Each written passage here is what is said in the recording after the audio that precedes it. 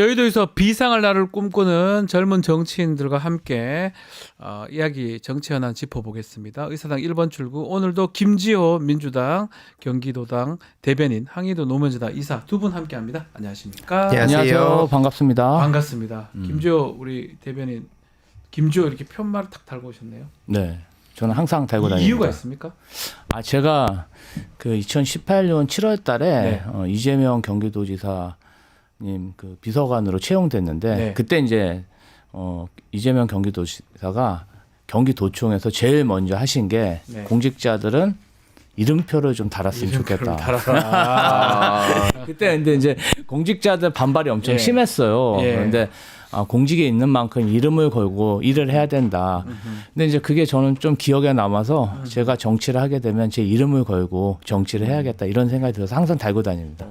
그러면 또 이름이 또 기억에 많이 남기도 하잖아요. 그럼요. 정치인들 이름 기억에 남겨야 되니까 그런 또 좋은 뜻도 있네요. 요새 이렇게 이름 달고 다니시는 선출직 의원분들도 많이 계십니다. 아하. 제가 좀 먼저 유행을 선도하지 않았나.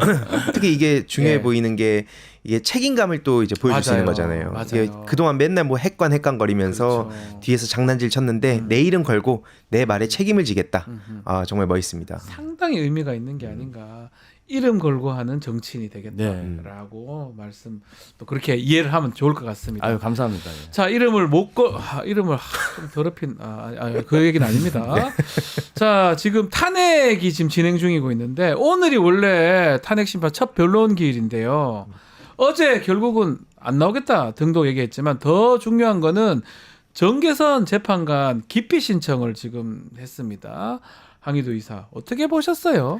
뭐 많은 분들이 똑같이 보고 계실 것 같은데요. 네. 이제 시간 끌기 차원에서 이렇게 가는 것 같은데 네. 큰 틀에서 이제 세 가지 빌드업을 하는 것 같습니다. 뭐 네. 이따가 쭉 연결된 내용이겠지만 하나는 뭐 방금 말씀드렸듯이 시간 끌기 차원에서 지금 저런 식으로 악착같이 때를 쓰고 있는 모습이고요. 이제 두 번째는 지지층 결집이죠. 그래가지고 계속해서 국가의 뭐 혼란스러운 상황을 뭐 만들면서 결국에는 뭐 경제 문제, 뭐 그 외교 문제 이런 거 신경도 안 쓰고 그저 지지층 결집을 해서 자기의 생존을 위해서만 이렇게 신경을 쓰고 있다. 네. 세 번째로는 뭐 뒤에 또 말씀드리겠지만 이거는 이제 어떤 결과가 나오더라도 불복할 만한 그런 빌드업을 쌓고 있는 것 같다. 이게 뭐 부정선거도 사실 우리 입장에서 말이 안 된다 보는데 저들은 그동안 지난 몇 년간 빌드업을 한 거거든요. 네. 요것도 이제 윤석열이 사실상 탄핵을 당할 수밖에 없다고 다들 보고 있는데 그거를 일단 시간을 끌면서 장난질을 치고 밑밥을 던지면서 나중에 이제 이것도 부정할 것이다.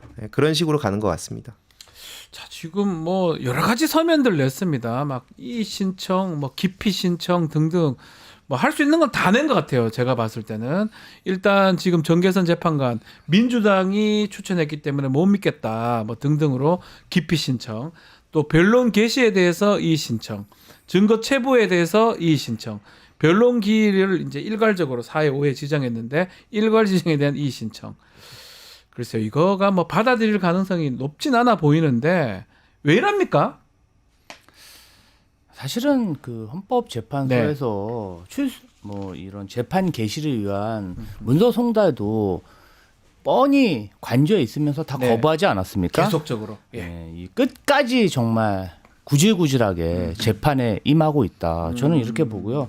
정계선 재판관에 대한 기피 신청서는 사실 이게 이유가 안 돼요. 인사청문회 때 뭐 부정선거 관련해서 네. 어떤 자신의 견해를 얘기했다고 이게 기피된다.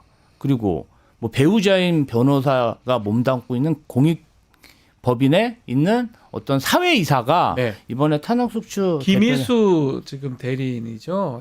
예, 아니 뭐 그런 이유가 뭐 아니 뭐 그래 이게 따지면 다 걸리죠. 뭔가 좀 이유가 될 만한 걸 얘기를 해야 되는데 변론 하루 전에 재판관에 대해서 기피 신청을 한다는 것 자체가 좀 비상식적이고요. 뭐 여러 가지 그동안 헌법재판소에서 왜 변론 관련해서 서류를 안 내냐, 네. 신청서를 내라 그 얘기했는데 그냥 안 내지 않았습니까? 안 내고 있었죠. 근데 변론 하루 전에 이렇게 각종 신청서를 몰아서 내면서 뭔가 좀 재판에 혼선을 주고 뭔가 시간 끌기를 하는 게 아니냐. 네. 참 끝까지 구질구질하고 좀 악랄하다.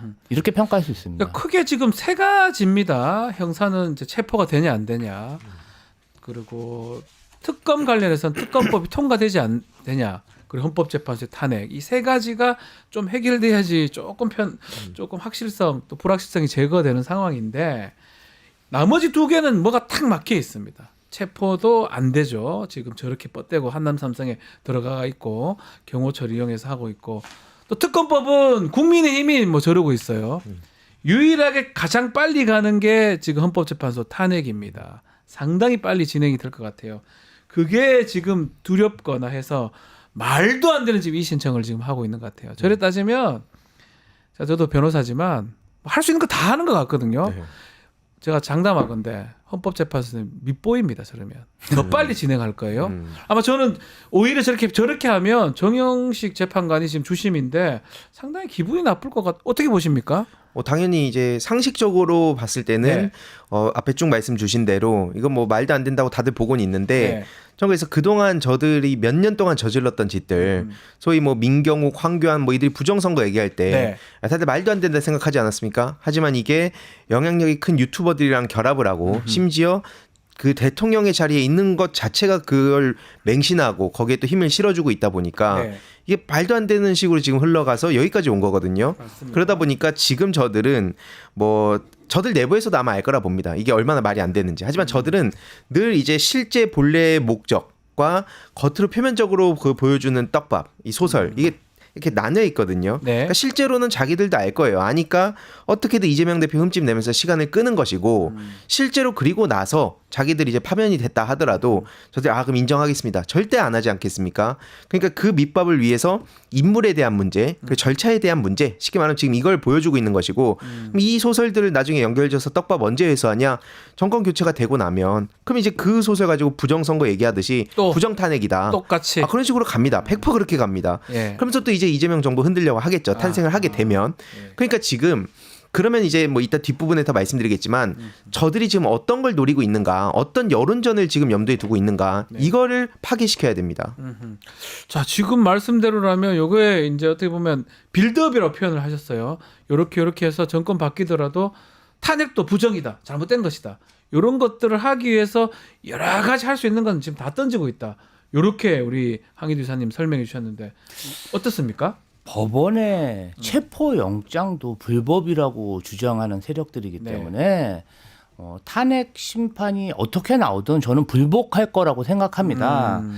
그런데 이번에 낸 그런 서면 자료들을 보면은 정계선 재판관에 대한 기피 신청서, 변론 개시에 대한 이의 신청서, 네. 증거체부 결정에 대한 이의 신청서, 변론 기일 일괄 지정에 대한 이의 신청서.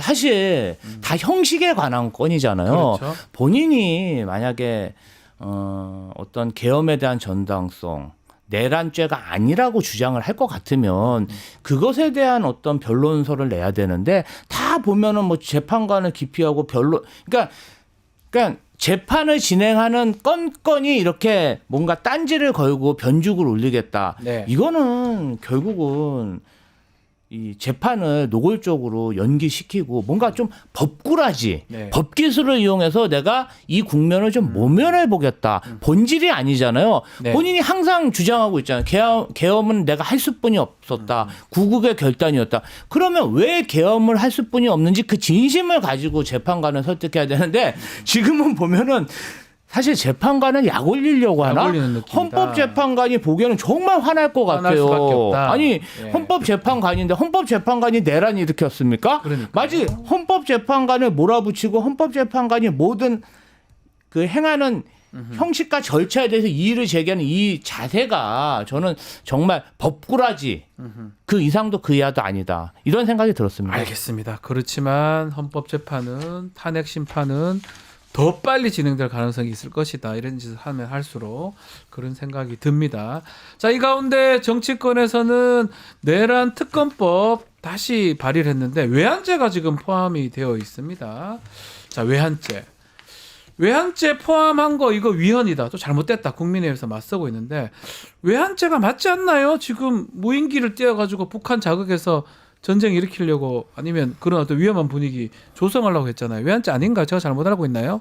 충분히 맞게 보고 계신다 보는데 이제 저들 입장에선 아까 뭐 시간 끌기 노골적으로 하듯이 네. 지금 이것도 일단 떼쓰고 보는 거 아닙니까? 일단 먼저 결론을 정해놓고 일단 윤석열 방식 아니겠습니까? 결과 딱 정해놓고 그 과정은 어떤 식으로 소설을 쓰든 일부 사실과 이제 거짓을 섞어가지고 그러면서 이제 사람들한테 엄프를 하면 저희가 계속 얘기하듯이 VS 구도만 만들면 저들 입장에서 성공하는 겁니다. 네. 그래서 이게 맞냐 아니냐 이렇게 얘기를 디테일하게 하는 순간 저들의 프레임에 빨려 들어가는 거기 때문에 저도 뭐 디테일하게 얘기할 생각은 없습니다만 그동안 어쨌든 윤석열 정부, 뭐 북한 서로 이제 적국으로 이렇게 겨냥해서 이렇게 여태까지 이렇게 싸우지 않았습니까? 근데 이제 와가지고는 이건 그냥 통상적인 대북 정책의 일환이다 이런 식으로 얘기를 하는 걸 누가 그걸 받아들이겠습니까? 그래서 이거는 택도 없는 언플이지만 어쨌든 중요한 것은 이거를 깨줄 필요는 있다 생각이 듭니다. 김주 대변인님, 이게 민주당에서 이 특검법 통과를 좀 시키려면 외환죄는 국민의힘하고 좀 협의도 좀 봐야 된다. 협상 가능성을 열어놔야 된다. 이런 얘기도 있는 것 같은데 당내 분위기는 좀 어떻습니까? 이 관련해서? 일단은 뭐 반반인 것 같습니다. 이 외환죄를 뺀다고 해서 국민의힘이 뭐 이 굉장히 대폭 양보한 특검법인데도 불구하고 국민의힘이 이것에 대해서 협의를 해줄 리가 없다. 외환죄 포함해서 밀어붙여야 된다는 그런 의견도 많고요. 사실은 이제 만약에 이번 주에 윤석열 내란수계가 체포가 되면 구속된 이후에 또 기소까지 시간이 짧지 않습니까? 그렇죠. 그 전에 특검이 발족해야 되기 때문에 어느 정도 명분을 만들어야 된다. 이런 협상을 주장하시는 분도 계신데요. 제 생각에는 외환죄를 뺀다고 해서 국민의힘이 이 특검법에 합의해 줄 리가 없고 근데 그럼에도 불구하고 어떤 현실적인 안을 생각했을 때 외환죄는 따로 떼서 상설 특검을 한다든지 차라리 별도 특검을 한다든지 여러 가지 방안이 있지 않겠습니까? 지금 이제 특검이 발족하지 않음으로 인해서 어떤 사법 수사 체계에 많은 혼란이 있고 이것을 또 꼬투리 잡고 공격을 하기 때문에 뭔가 명분을 만든다는 측면에서는 내란죄 중심으로 특검을 발족하는 그러한 뭐 협상도 필요하다고 보입니다. 지금 뭐 정리를 좀 해드리면 계엄 내란죄는 뭐 거의 지금 우리가 눈여겨 다 봤죠. 목도를 했고요. 그 이전에 지금 드러난 사실들은 이 계엄을 하려고 사실은 북한을 좀 자극해서 하려고 했던 증언들이 진술들이 계속 나오고 있습니다. 이 부분을 확인하려는 게 외환죄를 추가하는 부분인데 많은 게 지금 확인되고 있어요. 지금 계엄 관련해서는 군인들은 지금 다 잡혀 들어갔어요. 사령관들 지금 다 구속 기소됐는데 안 잡혀 들어간 쪽이 어디냐면 비서실이 지금 한 명도 안 잡혀 들어갔어요. 김태효 얘기는 나오고 있는데 또 내각에서 어제도 이상민 뭐 뭔가 보도가 된 단전단수 보도가 됐는데 안 잡혀 들어가고 있습니다.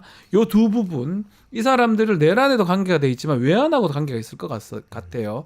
그래서 지금 빠지는 상황인데 어쨌든 간에 이 특검법이 좀 빨리 좀 처리가 되면 뭔가 탁 해결될 건데 그래서 외환죄는 다른 걸 뭐 이렇게 상설 특검이나 다른 걸로 해도 된다라는 게 우리 김주호 대변인 의견이십니다. 민주당에서도 좀 융통성 있게 할 수 있는지 또 국민의힘이 그걸 뺀다면 또 받을지 어떻습니까? 이거 안 받는다는 건 바로 직전에 이제 입증을 한 게 안 받는 거 제3자 아닌가요? 추천 얘기하면 마치 할 것처럼 그러니까 사실 이게 또 저들이 장난질하는 걸 다 알지 않았습니까? 하지만 실제로 어쨌든 그걸 넣었더니 또 딴 핑계를 또 대요. 딴 핑계 대고. 그러니까 이거는 무한대로 이렇게 시간을 끌 거라는 거 이제 이미 다 알기 때문에 그리고 어쨌든 명분도 이제 만들지 않았습니까? 그러니까 이제는 더 이상 뭐 저들과는 협상의 대상이 아니다. 당장 김태효 같은 경우에도 얼마나 끔찍한 사람입니까?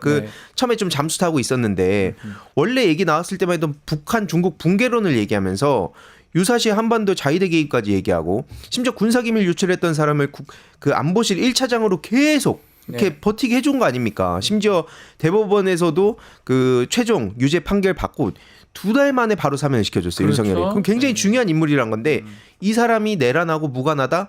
말도 안 된다고 다들 보고 있었지만 지금 드러나는 거 보면 김태효도 굉장히 중요한 역할을 하고 있었구나라는 게 나오고 있기 때문에 말씀 주셨듯이 뭐 김태효, 이상민 등등 저것들 빠져나갈 수 없을 겁니다. 그렇죠.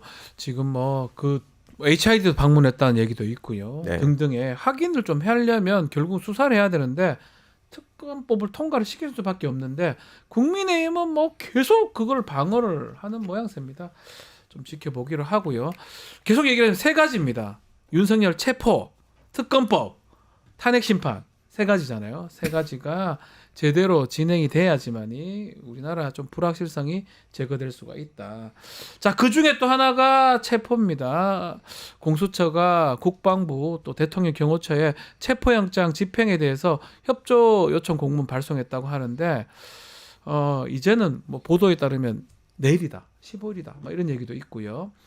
지금 체포 집행 거의 다 됐다 이렇게 봐야 됩니까? 어떻게 보십니까? 저는 결론적으로 말씀드리면 내일이나 모레 중에 체포 영장을 집행할 거라고 생각합니다. 내일 모레.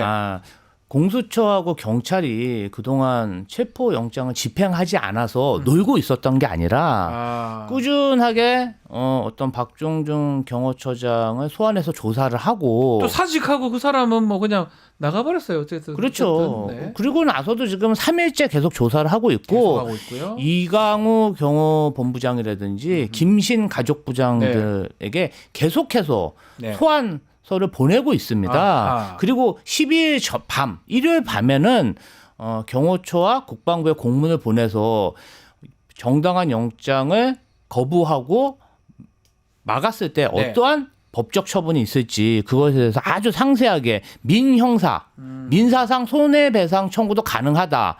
그리고 정당한 법 집행에 대해서 뭔가 협조했을 때 그것은 직무유기가 아니다. 그런 것까지 아주 상세하게 설명해서 공문까지 보냈다고 합니다. 결국은 그러면은 어느 정도 사전 작업은 됐고 오늘 김신 가족부장에 대한 출석 요구를 했기 때문에 수요일, 목요일 중으로 집행을 하지 않을까. 그래서 어제 같은 경우는 대통령 경호처에서 6번이나 입장을 냈고 뭐 오늘 정진석 비서실장이 제3의 장소에서라도 조사를 받을 수 있다. 정진석 비서실장 얘기하는 거 봤을 때는 뭔가 촉박한 거, 임박한 것 같기도 해요. 그리고 뭐 주말부터 경내에 마치 무장 단체가 무력 시위를 하듯이 기관단총, K1 기관단총을 든 경호처 직원들이 순찰하는 모습을 노출하고 있고 뭐 소청 가방을 든 경호처 직원들이 순찰하는 모습을 보여주고 있습니다. 이게 다 좀 위기의 발로 아니겠습니까? 뭔가 쳐들어올 것 같으니까 넘어오지 마. 넘어오면 우리가 이런 기관단총도 보여줄 수도 이런 무력 시위를 보여주고 있기 때문에 아마도 체포영장 집행이 임박했다. 이렇게 보는 게 맞을 것 같습니다. 지금 뭐 우리 댓글에서는 그래도 좀 빨리 좀 잡아라. 이렇게 얘기하는 분들이 많아요. 제가 오버하는 거 아닙니다. 근데 지금 우리 대변인 말씀대로 어떤 경호처 지휘부 또 경호처의 인력들 뭔가 이렇게 좀 분리하는 투트랙 전략을 좀 쓰는 것 같습니다. 직무유기 아니다, 괜찮다. 그러니까 손해배상 청구할 수 있는데 안 하면 된다. 등등의 공수처나 이 공조본의 어떤 전략 어떻게 좀 통할까요? 어떻게 보십니까? 그러니까 이제 이게 원래 보통 어떤 전략을 짜서 실행에 옮길 때에도 이제 우리 쪽, 그러니까 지금 많은 다수 시민들, 압도적인 시민들의 감정선도 같이 고려할 필요는 있다 보거든요. 그러니까 물론 이제 심리전 차원에서 소위 옛날로 치면 이제 막 삐라 뿌리고, 삐라요. 전쟁 나간 군인들한테 고향 노래 들려주고 이런 게 다 그 심리전이거든요. 그러니까 이게 결국엔 지금 저 내부에서도 지금 굉장히 많은 얘기들이 나오는 거 아니겠습니까? 막 불안해하고. 그러니까 이제 경호처 그 부장급들이 지금 난리를 쳐가지고 저 김성훈 차장 뭐냐. 특히 어제 또 굉장히 충격적인 단독 보도가 나왔더라고요. 김건희 그 생일에 무슨 뭐 벤츠 마이바흐를 보내주고 그 뒤에 트렁크 여니까 풍선이랑 뭐 현수막이 막 올라오고. 잘한다. 그래서 무슨 그 로맨스냐 지금 이런 얘기가 나오고 있는 거거든요. 김성훈은 한마디로 윤석열을 지키는 게 아니라 김건희를 지키는 거 아니냐. 그러니까 이게 그러다 보니 이런 얘기들이 나오니까 경호처 안에서도 야 그러면 그냥 휴가 가라. 30일간 휴가 가서 돌아오지 마라. 이런 얘기가 나오는 게 그분들 입장에서는 당연히 우리들이 살아야 되는데 저런 지들 로맨스 찍고 있는 것들 왜 우리가 그 보탬이 돼야 되냐. 이런 분노의 목소리도 당연히 또 나올 수밖에 없습니다. 그래서 말씀드렸듯이 이제 심리전 뭐 이런 일환으로 저 내부의 뭐 여러 가지 분열이라든지 이런 게 좀 이어지고 있긴 하지만 다수 국민들은 이제 밤잠 못 잔 지 지금 한 달이 넘었거든요. 그러니까 이제 지금은 이번 주 특히 뭐 수목 사이에는 제발 체포되는 모습이 좀 나왔으면 좋겠습니다. 지금 경호처 내부에서는 뭐 게시글을 올렸다가 삭제되고 논란들이 많습니다. 영장 집행 마구 위법하다 이런 글도 있는 것 같고 그래서 지도부도 지도부지만 경호처 내부에 균열되는 그런 상황 이렇게 있는 거 아니냐 이렇게 분석이 되고 있는데 좀 분열이 되고 있을까요? 어떻습니까? 아니 뭐 당장 지난주 토요일 11일에 네. 윤석열 내란 속의 피의자가 경호처 고위 관계자들과 오찬을 했을 때 체포영장이 집행되면은 총기 사용을 검토해라. 총이 아니면 칼이라도 사용해라. 칼요?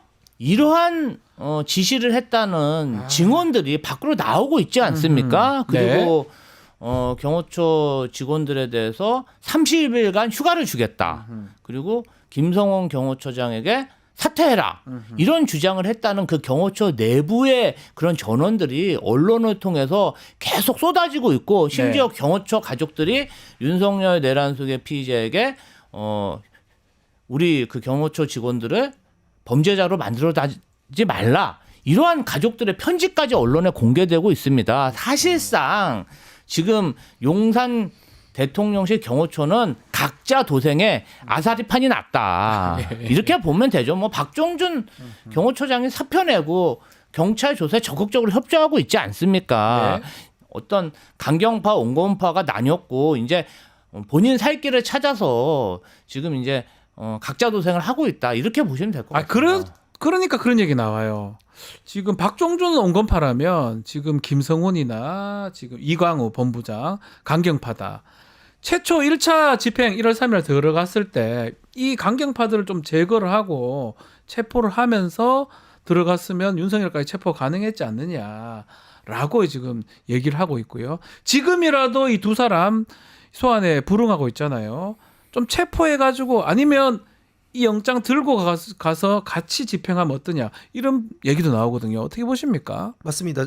그쪽이 이제 핵심 라인인 게 네. 앞에 쭉 그 이유는 김조 그 대변인님이 설명을 해주셨고, 네네. 아니, 결국에는 어제 단독 보도를 보면서 이제 김성훈이 뭐를 노리고 있는가, 그러니까 누굴 지키고 있는가가 저는 이제 만천하에 드러났다 봅니다. 김건희를 지키고 있는 겁니까? 네, 아니 벤츠 마이마를 경호처가 보내주고 아하. 트렁크 열었더니 갑자기 그 풍선 올라오고 이렇게 쫙 펼쳐지고 그랬다는 거 아닙니까? 경호처가 낭만은 있네요.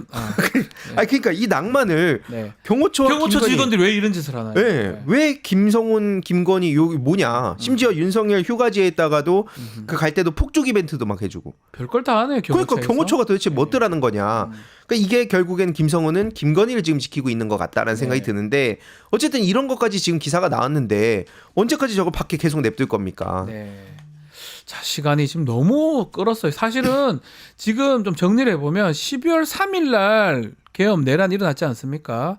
그러면 그 주 실패하고 그 주 12월 7일 날 탄핵이 만약 됐다 그러면 한 12월 한 10일 10 며칠 날 구속이 됐을 거고 20일 안에 기소가 되는 거잖아요. 그러면 작년 2024년도 안에 이 사건들이 해결되고 우리 경제의 불확실성 다 제거되는 상황이거든요.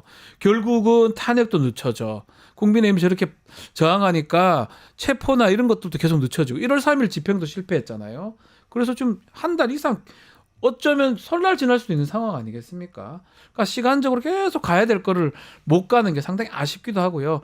지금이라도 빨리 좀 체포를 해야 된다 이렇게 보는데 오늘 내일 가능하다 이렇게 보시는 겁니까? 저는 뭐 수요일, 목요일, 네, 내일, 수목. 모레 수목. 예, 그렇게 예상하고 있고요. 항상 사실 목요일 날 들었지 않 예, 지난번에도. 국민 네. 입장에서 보면요, 이 상황이 이렇게 오래 지속되는 게 정말 지긋지긋하죠. 네.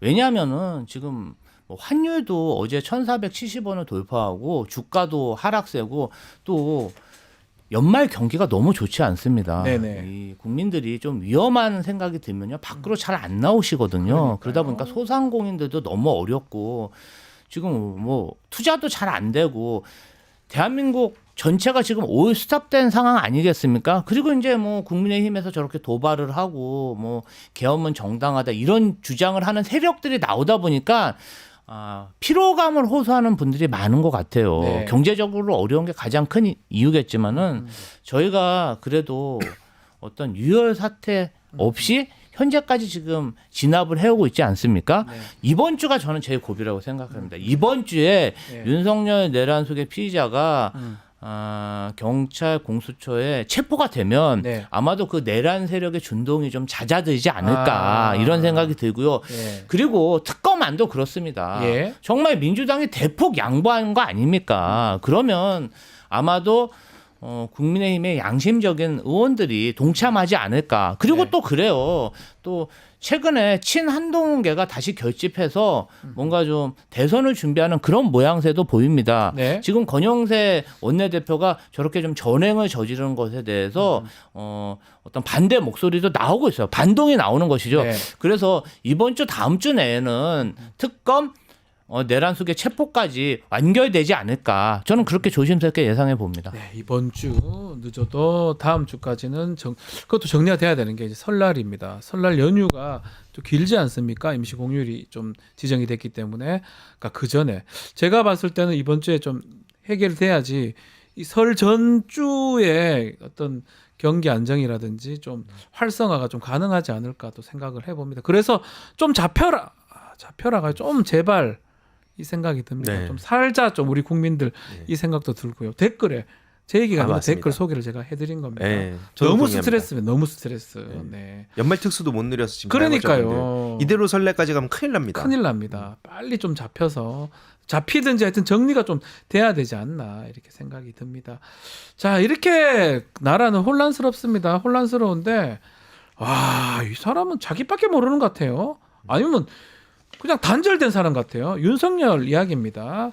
SNS에 글을 썼더라고요. 자기가 쓴 글을 또 아닐 것 같은 생각이 많이 드는데 자기 이름으로 나간 SNS 페이스북인데 LA를 걱정을 해요. 미국 걱정. 도와주자 국가 차원에서. 뭡니까 이거? 일단은 LA에 큰 산불이 난 것에 대해서는 전 세계인들이 다 애도를 표하고 그것에 대해서 위로를 하는 게 맞죠. 맞죠? 그런데 알카에다 예. 그다음에 남미 마약 카르텔이 정말 온갖 폐륜적인 범죄를 다 저지르고 네. 좋은 일을 했다고 해서 그것을 저희가 칭찬해야 됩니까? 저는 사실은 정말 남의 불행을 이용해 가지고 뭔가 자신의 건재를 밝히고 지지층을 결집하는 그런 메시지를 내는 것 자체가 너무나 좀 비인간적이고 폐륜적이다 이렇게 생각하고요. 네. 윤석열 그 내란 수계측에 조금이라도 정무감이나 공감 능력이 있는 비서관이 있다면 이런 메시지는 못 냈을 거다 이렇게 생각합니다. 저는 아주 잘못된 메시지고 이런 식으로 본인의 건재함을 이렇게 나타내는 것은 아주 잘못된 행위다 이렇게 평가합니다. 본인이 직무정지인 상황이잖아요. 뭘 국가적 도움을 줍니까? 뭘 할 수 있다고요. 밖에 지금 왜 성적을 들고 있는지도 잘 모르겠지만 성적이 들고 있는 사람한테 메시지 주는 거 아니냐 지지자들한테 맞습니다. 이런 분석도 있습니다. 네, 저 그래서 이게 당연히 잘못됐다 보는데 네. 제가 앞부분에 이제 부정 탄핵, 부정 선거 이런 빌드업의 일환이라고 말씀드리지 않았습니까? 네.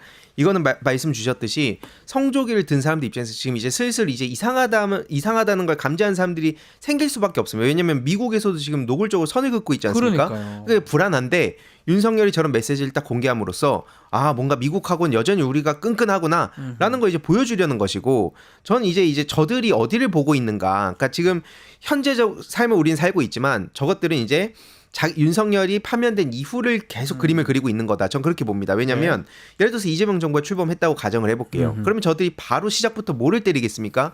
지금 계속 카톡 검열, 카톡 계엄령, 온라인 계엄령 이 얘기를 하고 있거든요. 네. 프레임 씌우기입니다. 저들이 여태까지 맨날 한 게 뭐냐면 당연히 이 말도 안 되는 거지만 탈진실의 시대라고 하지 않습니까? 결국에는 이걸 계속 프레임을 반복해가지고 저 태극기 모독 세력들 중심으로 해서 계속 이거 치고 들어올 겁니다. 그래서 중국, 북한에 우리나라 넘어갔다. 그러면서 이제 입법부에 이어서 행정부마저 장악한 이재명 정부, 네. 이런 식으로 이제 사법부도 장악하나 이런 것들 막 기사 뿌리고요. 그래서 중국, 북한 얘기하면서 계속 독재 얘기를 또 갖다 붙일 겁니다. 네. 그러면서 경제 문제 아까 저희 얘기했던 거 있죠. 환율, 주가, 물가 모든 거 다 이제 이재명 정부만 탄생했다 치면 그 지표들을 가지고 초창기부터 이거 이재명 탓이다 이렇게 네. 몰아갈 겁니다. 예, 그 예. 그림을 전 지금부터 쓰고 있는 거다. 그 빌드업의 일환이라고 봅니다. 그러니까 지금 말한 거 부정선거도 그렇게 해가지고 결국은 자신들의 어떤 근거로 만들었고, 카톡 지금 검열 얘기도 지금 벌써 하고 있잖아요. 그리고 성조기 미국 그렇게 보십니까? 어떻게 대변인은 어떻습니까? 앞으로 걱정이네요. 그렇다면 말도 안 되는 얘기라고 네. 보고요. 이제 좀 망상에 사로잡혀가지고 네. 지금 부정선거 때문에 뭐 내란 일으켰다는 그러니까요. 거 아닙니까? 계속 어떤 음모론을 만들고 망상에 사로잡혀서 어떠한 주장을 하고 있는데 이제 그러한 부류들이 국민들 중에 소수가 있죠. 네. 뭐 본인들이 그렇게 생각하는 걸 어떻게 막겠습니까? 근데 그러한 생각을 한 사람이 우리나라 대통령이었던 게 굉장히 불행 아니겠습니까? 저는 조금 뭐 카톡 검열 이것도 프레임입니다. 아니 뭐 우리가 뭐 카카오톡하고 민주당하고 무슨 협약 맺었습니까? 무슨 검열을 합니까? 아니 위법적인 사항, 허위 사실을 말로 하거나 방송을 통해서 하거나 카톡으로 전파하면 안 되죠. 그렇게 하면 됩니까? 유언비어를 뭐 그것을 막는 일환을 가지고 자꾸 국민의힘이 아직도 내란 세력과 손절하지 못하고 저렇게 끌려다니는 모습을 보면은 국민의힘의 앞날이 매우 어둡다. 지금 이제 반짝 지지율이 조금 반등하는 것은 어떻게 보면 인디안 썸머, 꽃샘추위 같은 거예요. 계절이 바뀌기 전에 한번 반짝하는 건데 그것에 기대서 저런 정말 준동을 하고 내란 세력과 손절하지 못하는 걸 보니까 국민의힘의 수명이 다한 게 아닌가 그런 생각이 듭니다. 황희주 전 어떻습니까? 저는 이게 사실 되게 심각하게 지도부에서 심각하게 봐야 됩니다. 느끼신다. 왜냐하면 예.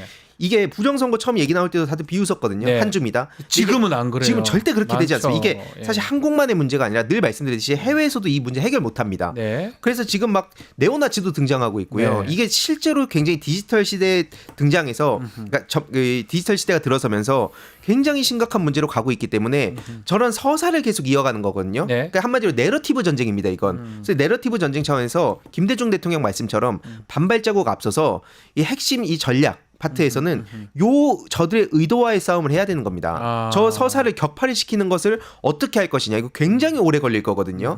그리고 내부 파다 보면 뿌리 깊게 박혀 있습니다. 그래서 역할 분담 딱 해가지고 저는 저 사이버 심리전 여론전 세력에 대한 대응을 하는 것이고 아하. 또 저걸 예측해가지고 거기에 맞게 딱딱딱 신속한 조치, 속도전이 또 핵심이거든요. 네. 그래서 오래 걸리겠지만 아무튼 그 싸움을 이제 시작해야 된다. 굉장히 황희도 피곤합니다, 의사는 이거. 그런 역할을 좀 하십니까? 또 아주 인터넷이나 네. 그런 일들을 많이 하시지 않습니까? 전 그 사이버 심리전 여론전 세력 이게 네. 사실 이명박 때부터 십수년간 이어져 온 거거든요. 그렇죠. 그래서 그 몸통 저들 표현대로면 그 원점 타격을 하려고 저도 계속 좀 이것저것 내부에 또 전달하고 있습니다.